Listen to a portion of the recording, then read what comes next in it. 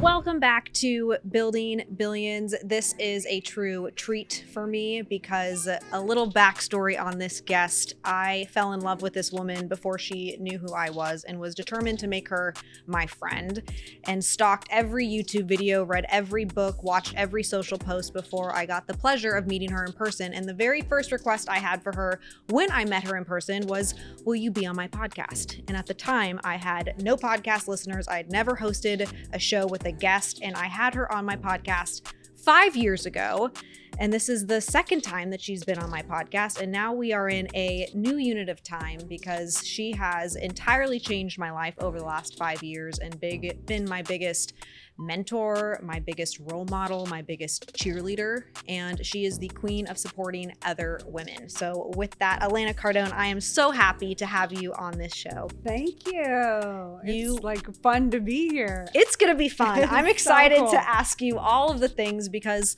when I look back on the previous episode for the podcast, I had no idea who I was. I was just figuring out where I wanted to take. Yeah, you were 25 years old. Yep. I was all about the age gap, and I asked you a lot of questions about your age gap because I didn't see value in myself being able to actually create business content because I didn't have stats. And that's something that you told me when I asked you about this. You said you need to get stats in your division so that you can talk about those things. And you told me you're not married yet, so why would I listen to you for relationship advice? I don't know if you remember telling me this. I 1,000,000% remember telling you this. Yep. So can you? So I said that. I was like, did. why? You're not even married. Why would I think I would listen to you for relationship advice? Right. I was asking for your advice and guidance And on. did I say this on the podcast? You did not say this on the podcast. You said this Oh, jeez. separately. At least I have some sense, some filter. Yes, you are too kind and gracious to say it on the podcast, and I would have been horrified, but also really would have loved to have that video or that moment on video. But could you walk a viewer or a listener through this concept of why stats are important and the stats that you've achieved in your life that make you really confident and proud of the woman that you are today? Oh, well. Because today we live in this social media aspect, and that wasn't around in the very beginning of when Grant and I were building this thing. But I looked around, and why the stats matter so much is because I see so many self-proclaimed experts here and there, and it's just, how do you filter through? Because they can make everything look so great. Oh, I posed here, or I'm here, or I'm this. And you can fabricate and make yourself look to be more accomplished than you really are. And it's misleading. And so for me, the stats don't lie. So when you build stats, it does a number of different things. When you build the stats for yourself, you're building your own self-respect, you're building your own confidence, plus you're building something that nobody can dispute. So no matter how many people want to be prejudiced against me because of my religion, or because I'm a woman, or because I'm white, or because I'm heterosexual, pick your pick of how many ways somebody could, or because of my political preference. You can pick all of that apart, but the stats don't lie. So we always say, rack the stats. You got to rack the stats because no one can touch those. You can criticize me for a number of other things, but you can't criticize me when I have on my stats, because the stats don't lie. So good. Yeah.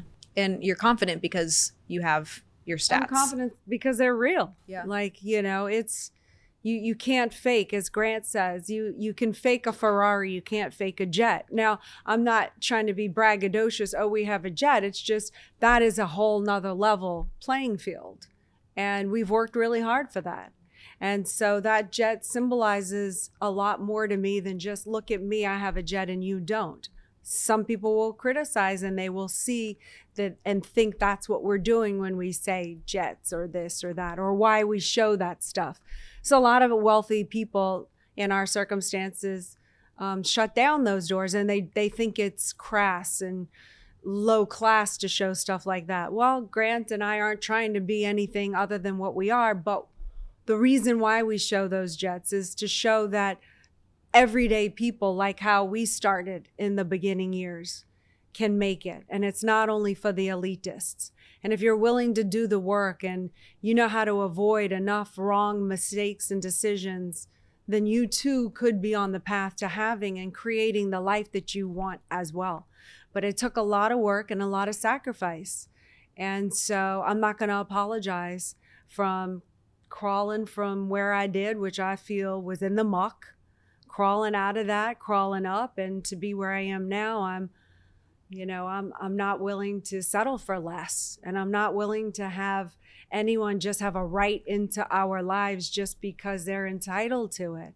I worked hard, and I want to protect what I have and what I built and the people around me, and that's just come over time, and I paid the price for that. No one can take that away from me. Again, I don't want to talk too long. I don't want to run this show. This is your show. This is your world. I'm just living in it, taking notes over here. But yeah, a lot of people say, what would you do if they took away all of your money?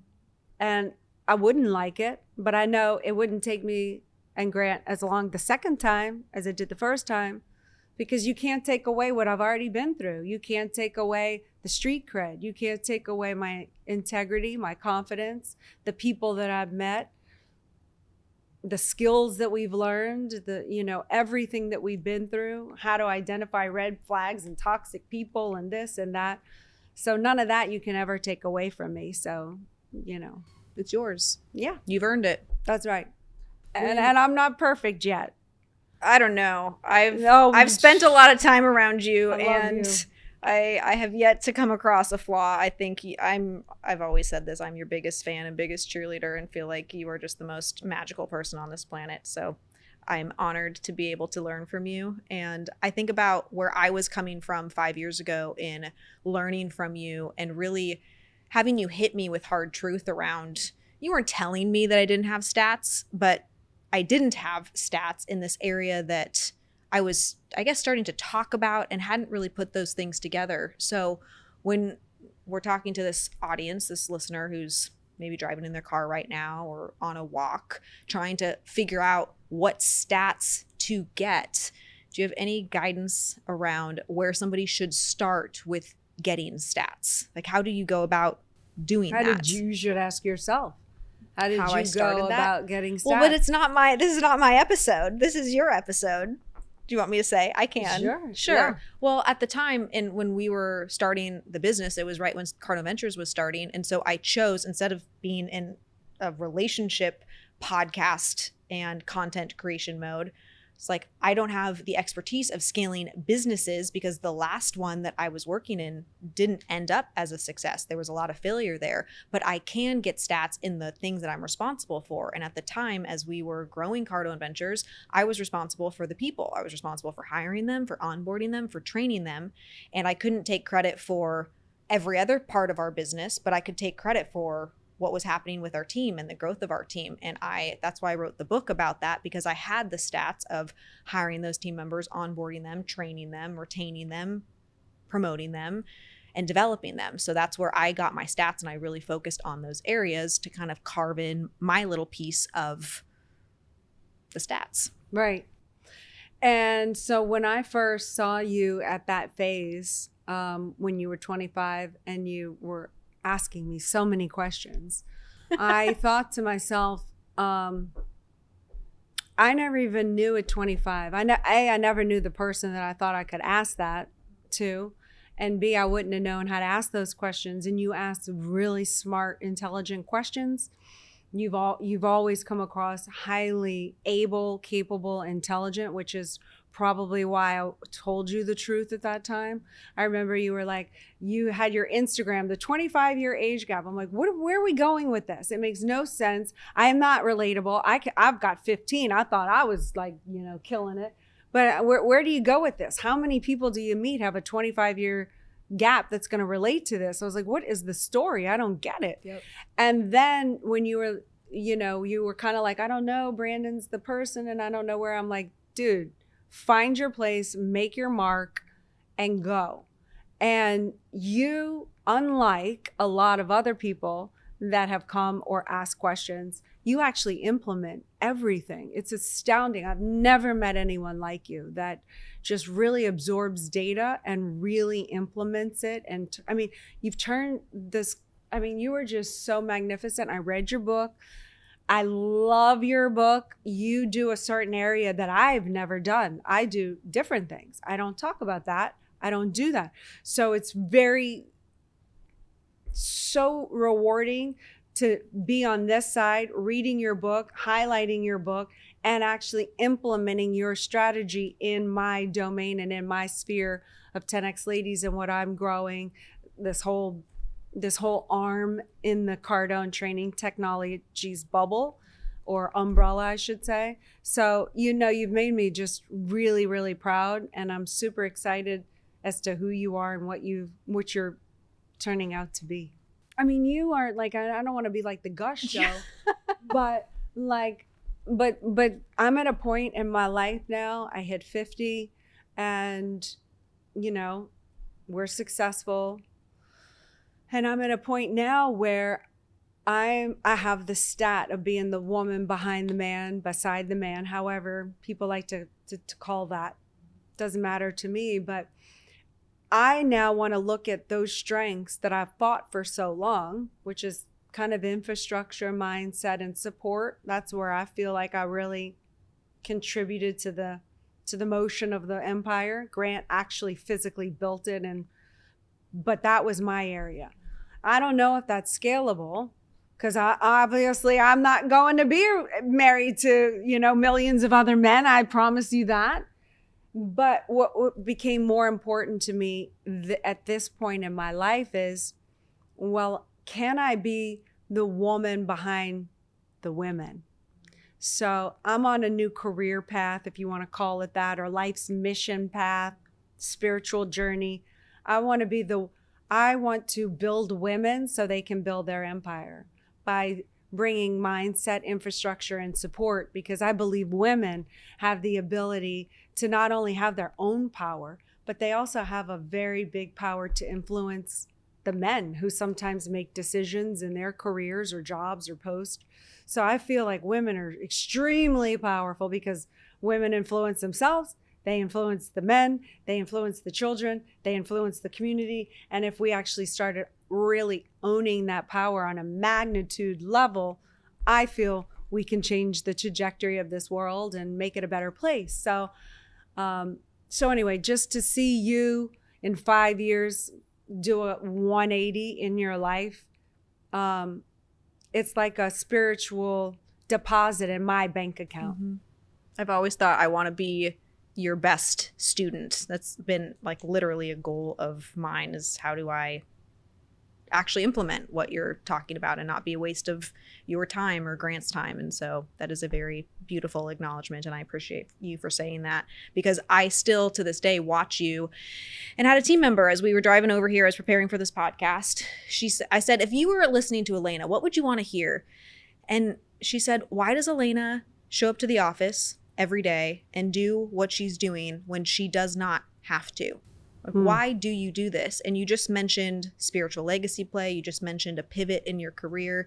Can you give like a little bit more of the behind the scenes on the why you show up, even though there is nothing that forces you to show up for a paycheck or for a job, because you could do anything that you want to be doing right now, and yet you choose to show up. Right. As much as I love money, and I want that to go on the record, I value money. I think it's very healthy. I want other people to have money. But why I'm here every day, when I'm assuming people are thinking I don't have to be here because I have money and I can't be here. But that doesn't fulfill me. What fulfills me now in life is I have stats. I have things that I've figured out. I have information that I feel could help other people if they wanted to see what we did to become successful. I want to be transparent. My purpose in life is I want to empower women, protect children, and restore the family unit on the planet. So I'm driven by that. I want to make that spiritual legacy for myself. I want to make a difference. I want my life to have been more than just, oh, I made money and happy and flew around on jets and got to see the world. You know, I love all of that. Those are the rewards. But I want to be like, hey, I came into Natalie's life. I said something. She was doing this and kind of maybe a not know. She might have figured it out 15 years from that point, but she didn't. She figured it out right then and went on another path. So that to me is more satisfying than just staying home. And I don't know, before I had money, I always imagined that rich people just was on beaches drinking pina coladas. Yep. You know, so that won't make me happy every day. Making me happy every day is hearing success stories or seeing, oh, wow, I did make a difference, you know? You're really changing people's lives. Yeah. So when you think about changing people's lives and your desire to do this, when you look back at yourself and you think about where you started and maybe the lack of confidence that you had, what tip could you give somebody who is trying to build self-confidence and trying to just like change the direction of their life? I've watched you do this many times, even like your GrowthCon speech 3 years ago at the Turnberry, where you had like your hair. I just remember your hair and your dress was just like that balmain. Do you remember the two-piece? Oh, yes. And you were so vulnerable with the audience about you learning the real estate game and you figuring out your real estate test to get your license, and you like were crying just a little bit about just the thoughts you had as a kid that you weren't smart, just how you've managed to get to be this person today who is confident, who can show up and represent herself and be this incredible woman. But 20 years ago or 30 years ago, or even moments where you're pivoting as recent as a few years ago, how do you get that confidence to make those pivots and become that next version of yourself? Well, for me, it's discipline and consistency and doing what you say you're going to do. And it takes time. And I started off with doing the little things that I could control, and setting out with small little targets and just hitting them every day consistently. So that helps to build confidence. Doing it anyway, doing it scared, all helps to build confidence. But I've never hit this thing where still in my life today where I just go, oh, I have full confidence and I'm going to be great. I mean, I have to tell myself that and I have to do it anyway, but I've never had that yet, you know? Still today, you don't feel like you have that showing up to a presentation or doing all of the amazing photo shoots? I can trust myself that I'm going to deliver because I do, and I always show up and I always deliver. So I can trust myself, but I still have fear that this is going to be the time that I don't show up and I don't deliver. Those fears still exist. Is this going to be the time? I don't know what the hell I'm doing. You know, as I'm trying to do bigger challenges and and stretch myself, is this going to be the thing I'm going to fail at? Can I do this? I have all those old, thoughts, considerations. There's a lot of internal, I don't know if you want to, I don't know what you call it, internal politics. I mean, the company's growing. There's different agendas. There's different personalities. There's different things that I have to figure out with a lot of different people. And, there's things, challenges and punch guts that go and then that make you introvert on myself. I won't say you, I'll say me, that make me introvert on myself, that go, oh, I should have done that. I didn't do that. Now they're looking at me going, oh, you didn't do this and you didn't cross that T or that I. And, oh, did that bring me down on the rung a little bit? And am I, you know what I'm saying? And I'm constantly having to, feel like, like I don't, everything I don't touch that I touch turns to gold, only about 99.9, but that point that point one knocked me down so hard. You know what I'm saying? So, but it's a battle for me. But so I'm not going to pretend like I have this. I'm very vulnerable as I stretch to new levels. I get more vulnerable. Can I do it? Self-doubt, keep going.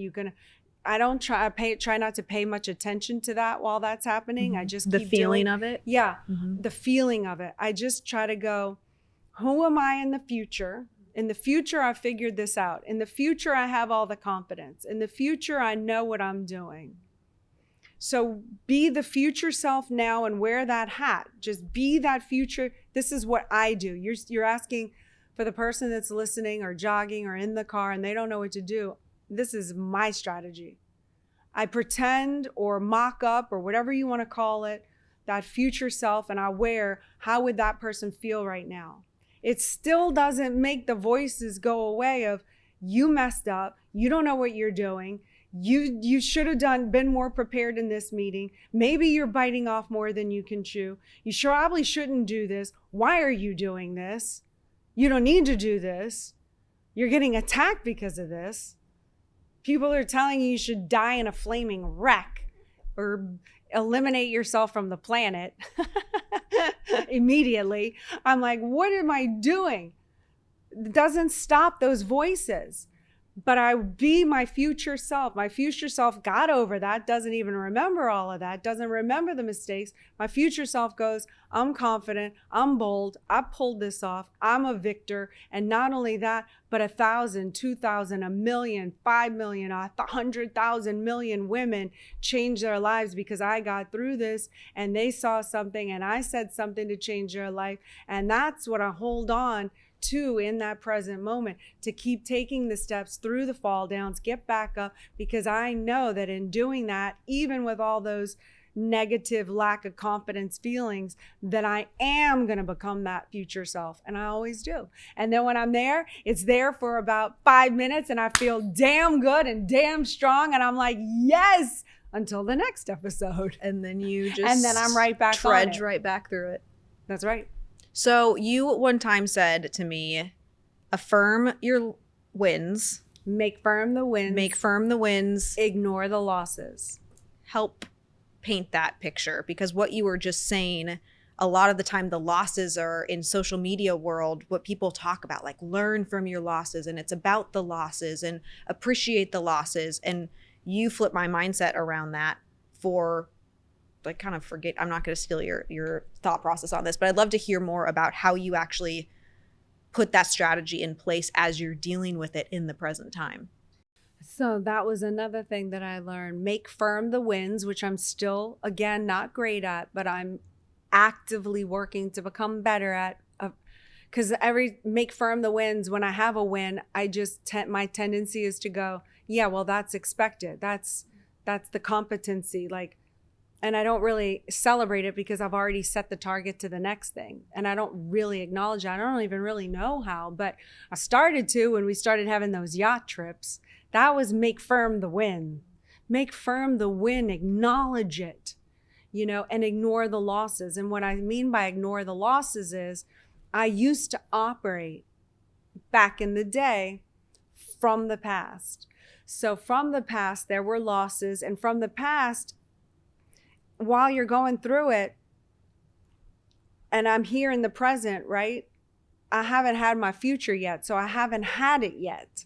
So in the present, all I can compare myself is to the not have and to the losses. So what was happening when I was living from the past into the present, if I ran through a challenge like I just explained a minute ago, if I ran into a challenge, I would go, see, I'm a failure. I never made that work. See, the last time, the loss. And I kept looking back, which made it even harder to go forward because everything was, the loss, you can't. So what I do now is I affirm all the wins because they keep you going and keep you energized and like excited and like, okay, it's working. And now I ignore the losses. So the only time I use losses is to make a policy going forward. So if I was naive in one situation, I make a policy. I know I'm naive. My policy is now every time somebody says something, I'm going to say, show me the stats. Look, don't listen. Am I being naive? See, that's the circuit I installed in my brain or whatever you want to call it, so that I can filter myself going forward. but I no longer live from the past and I ignore all the losses. I don't care. Now I look from the future. So like I said, I live from my future self and who that is, and that pulls me forward. So now I can look from my future and experience a loss, and I can say, okay, that loss from the past would have pulled me back and stopped me. But now I go, that's what I needed to go through to learn how to become this bigger, stronger, more confident person in the future. I had to go through that in order to become my future self. So it's just a different mindset and a different viewpoint. One pulls you back to stop and one pulls you forward to keep going. What if somebody doesn't have clarity on the future? You're talking about like you imagine your future self and you have this purpose about helping women and protecting children and restoring the family unit. Like Elena Cardone is clear on what the 5-year or the 10-year version of herself looks like. And so you can really channel that. But for the person that's like, for me, I'm asking you this as if I was me 5 years ago at 25, because I think people really struggle with this, and you do this so beautifully where you just reinvent yourself and you reinvent what you're doing to be in alignment with where you want to go. And so how do you go about making the decision and postulating that you are going to take on such a massively huge target, such as restoring the family unit, and that's so real to you as a place of motivation for you every single day? How do you start with that target? Well,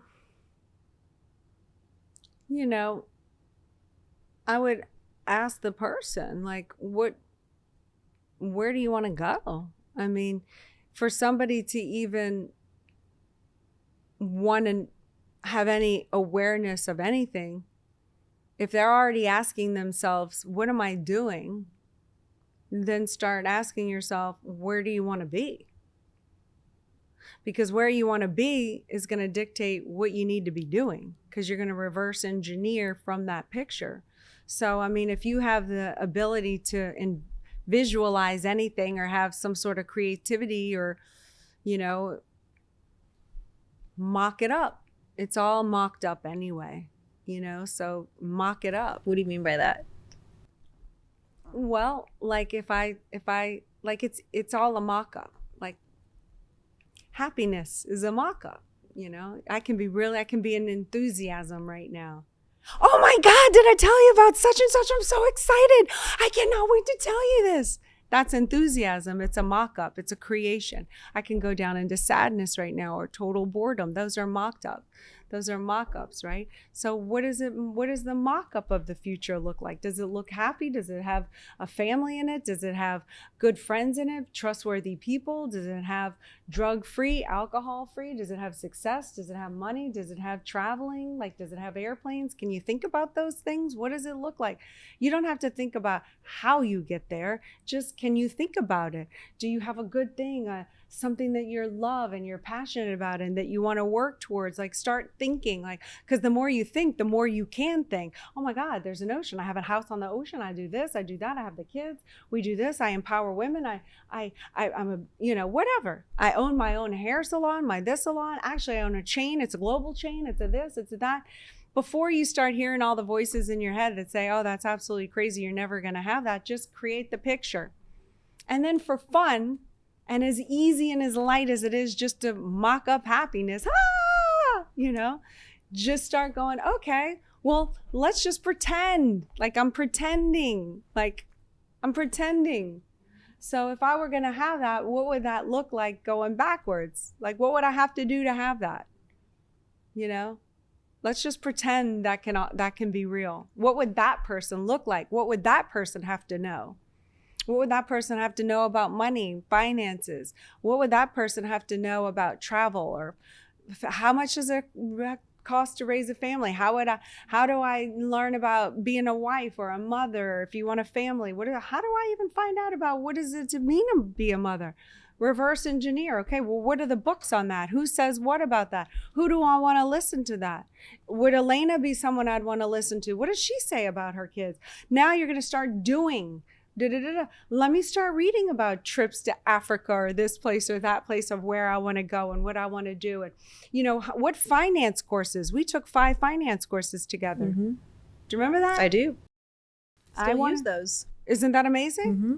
So now you start doing the things. You just start mocking it up. You got to mock it up in the real life to then be able to, all of a sudden you go, oh my God. You wake up and you're in your life that you mocked up, that you created. It doesn't just fall into your life. It's got to be created. It's got to be mocked up. You mock it up. You know, you make it happen. Yep. And you just make it happen. This life that I'm living right now is a mock-up that I had in 2008 when the economy was collapsing and we were on the verge of being bankrupt. I mocked up a plane. So I've heard Grant talk about goal setting in the morning. He writes his goals down on a legal pad. And then at the night, at the end of the day, he writes his goals down again 2 times a day. You, going back to 2008, when you're mocking this up, do you have a different process? I think it might involve a ball where you go up and down just a few times. You want to share what your process is on this real fast? It's not embarrassing. I think this is so magical about you.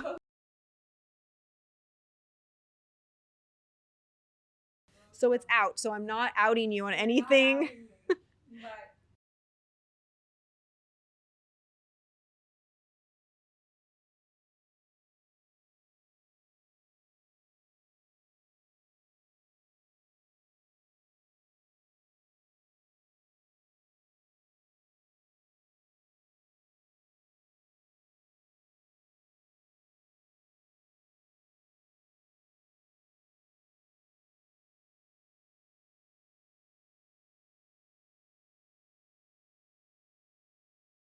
Can't do that. Can't do that. So anyway, I've always been hyper. I've had a trampoline my whole entire life. I grew up with a big trampoline in my backyard. I have a trampoline in my yard now. Didn't know that. Yeah.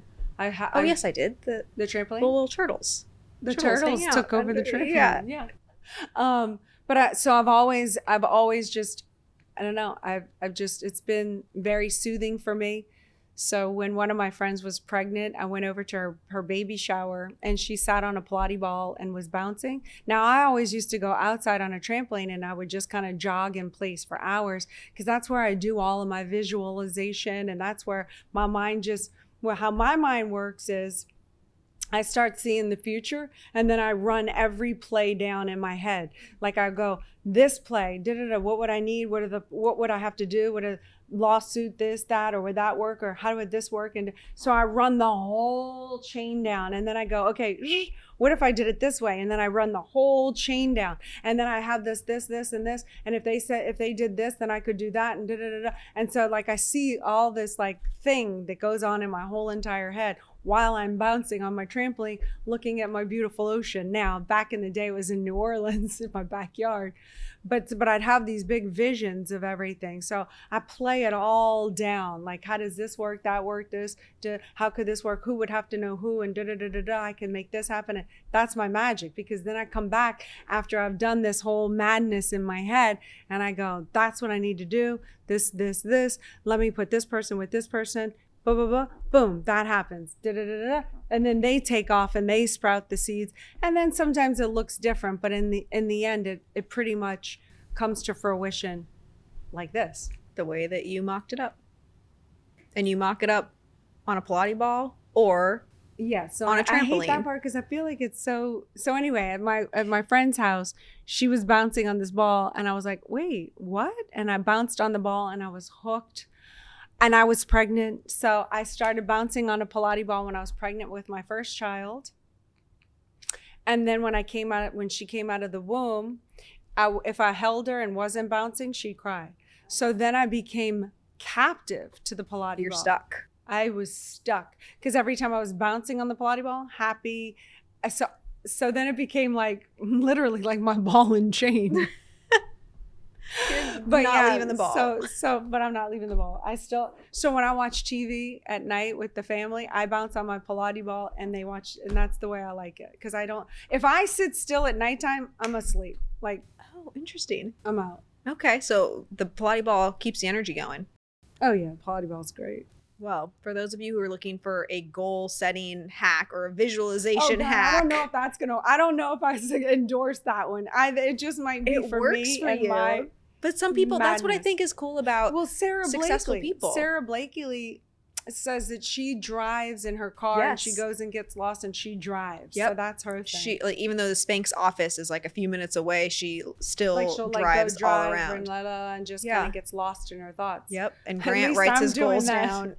On a Pilates ball, not in traffic. You have no carbon footprint associated with your Pilates ball sitting. I'm not worried about that. I'm just worried about no, I'm not worried about her. She's got her routine down. But crushing it. If in my head, I don't know if I could be driving focused with running all your stuff. plays. Yes. I'm running plays. I'm playing chess. Yes. In my head. Yes. Safely on a Pilates ball, not in traffic. Right. With other cars that you might need to maneuver around. So, question for you. You talk about 4 pillars. The 4 core pillars. Could you give the audience a little bit of a taste of these core 4 pillars that you talk about, and maybe let them know a special little offer that you are giving to everybody who is currently listening to Building Billions? Okay. So I wrote a book, Build an Empire, How to Have It All. And the empire is based on these 4 pillars, meaning you can't build the foundation without these 4 pillars. And you can't have one without the other, or we have a sinking house. They all have to be stable and sturdy. And that's the empire mindset, dynamic relationships, because no empire has been built alone. So you have to figure out how to get along with people. People have to figure out their roles and how to work cohesively for the mission. And then there's master your money, because we live in an economic planet. So you've got to understand money, resources. And then the last one is the lifestyle, the health, the wellness, and that ability to postulate, as you said earlier, which means assume something to be true. So how to make it manifest. The manifestation the word manifestation means to make appear. Did you know that? It means to make seen by the eye. I always thought manifestation was this thing that you think about. It's not. It means to make appear. Like, that's what manifestation means. So those are the 4 pillars. How to make it manifest. It has to show up. Can't stay in your head. How do you get it out of your head from that vision that I've been talking about to show up in the real world? I don't want it to just stay here. It's got to actually show up here. It has to manifest. Manifest. So mindset, relationships, money, and manifestation are the 4 pillars that you've got to build so strong to then be able to build up and out, if you want, however big you want to build your empire. For the expansion. Yes. So if anyone is interested in learning a little bit more about the pillars, you can go to Elena Cardone. Okay. ElenaCardone.com/pillars, and you can have them for free. Amazing. She is so incredible. You are not going to want to miss out on the expanded version of the pillars. The pillars have changed my life, and I know they've changed tens of thousands, hundreds of thousands of other women's lives too. The impact that you've made. Actually, it's probably why am I shortchanging you right now? The millions of women's lives that this woman has helped inspire, has helped create real solid foundations for. So definitely go to that link right now. That was ElenaCardone.com/pillars with an S. There's multiple pillars. PILLARS to get that free downloadable. I appreciate you being on this show. Thank you for being so wonderful and such an example to so many women. And I'm just gonna continue rooting for you, supporting for you, loving on you. Thank you. And I take all you the should love, do the same. support, prayers, anything. Follow her, support her, get your friends involved with what she's doing, because she is creating a movement and she wants to help you too. So at Elena Cardone on pretty much all social, and ElenaCardone.com/pillars to get your free copy of her secret guide for building your empire.